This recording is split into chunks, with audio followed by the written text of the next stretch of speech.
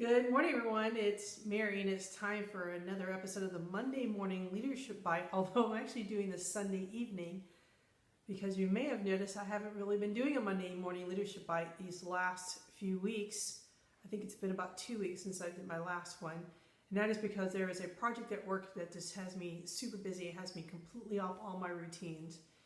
And I haven't been able to do this. And then finally, my husband actually said, why don't you do this on Sundays? You're recording it anyway. So I'm like, oh, I guess I could use it, do it any day, and then just publish it on Monday. So we'll be doing that for a little bit while we get past the hump. Actually makes it a little bit easier for me to do research. I'm not as rushed. So we left off with resolutions and goal setting and how to be more successful at that.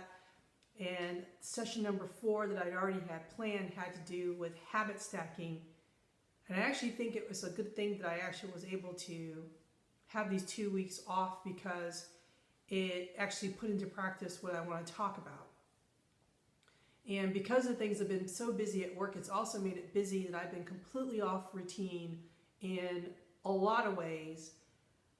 Diet and exercise have been off, sleep has been off, even just relationships with friends and family have been off just because I've been putting in so much time and effort in this project to getting things to get done and across the goal line. And but I noticed, despite that, I wasn't completely off plan because there are already things that I had built in to my normal routine that I just did naturally without even thinking about it. And it's called habit stacking. And this is actually a phrase that was coined after a research was done at Oxford University, 2007, believe it or not, studying newborn babies versus adults, and the fact that newborn babies actually have or use their brain or their neurons about 41% more than a healthy adult. And there's more to it if you want to read the research, but as they kind of got through it, one of the things they discovered from that is because as a newborn baby, they're discovering how to do things, how to tie their shoes, how to eat their food, their motor skills, that sort of thing. There are all these things that they're learning how to do that we already know how to do. And we don't even think about it, so it doesn't require as much effort. And they started saying that you can stack behaviors, positive behaviors, even any behavior, positive or negative, but this was specific around positive behaviors can be stacked on different things. So you may probably, like me, brush your teeth at night before you go to bed. That's something I think I've done ever since I can remember. Or brush your teeth when you get up in the morning. And these are things that you would not think about not doing because it is something that's part of your routine. So the way habit stacking works is you attach to something that you're already doing. So if you're getting up in the morning, you're brushing your teeth, then can you do something else before or after that that allows you to build on what you're already doing? Because you're already doing this positive thing. So let's say it's brushing your teeth at night before you go to bed. You brush your teeth before you go to bed, you go to bed, and before you go to bed, you read a Bible verse or you meditate on that as you fall asleep. And then it might go from just being a verse to being a passage to, reading more scripture. So if you wanted to develop a habit, whatever those goals were that you set back in January, if you wanted to develop that habit, if you could attach it to something you're already doing, you'll have better success. As a matter of fact, you're probably, and I can attest to this because even though I've been off my eating and exercise plan, I still found myself in the mornings making sure I ate breakfast. So whether it was a smoothie, whether it was a protein shake, whether it was an egg white omelet, I was still doing that because I had already been for the last 6 months doing something like that, and it felt normal and natural to do it.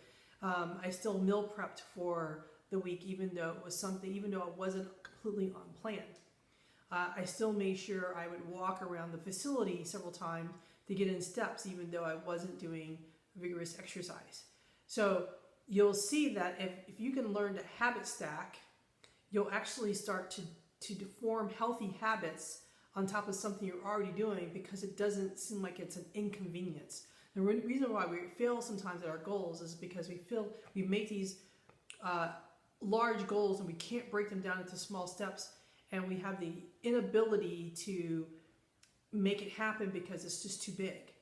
And when we fail at it, then it's like, oh, it's over. It had been quite easy for me to say, hey, I'm off plan for the last couple of weeks. Oh, well, what the work I've done for the last 8 months is gone. And that's not true. It just means I stopped for a little bit and now I just need to restart. But I don't start from zero because I already have these healthy habits of eating breakfast. So I already have that built in. So now can I stack on that and say, okay, I'm going to eat breakfast, but now can I get up a little bit early and maybe run 10 minutes on the treadmill? It's because I'm already doing something, and that's kind of my reward, to get to do the thing that I'm already going to do. So that's a purpose of habit stacking. So I know we're mid-February, February's almost over, and we're still talking about goals and resolution, but I think there's never a good time to stop talking about it. I think we should be constantly looking at our goals, constantly looking at things that make us better and improve ourselves as leaders and as individuals. So there you go. This is the end of that particular series. We might come back and visit that again soon. I hope things are going well with you. I think our next series, I've been around a lot of seminars lately and talks around relationships. I think we're going to talk about relationships as a leader and spend a couple of episodes talking about that.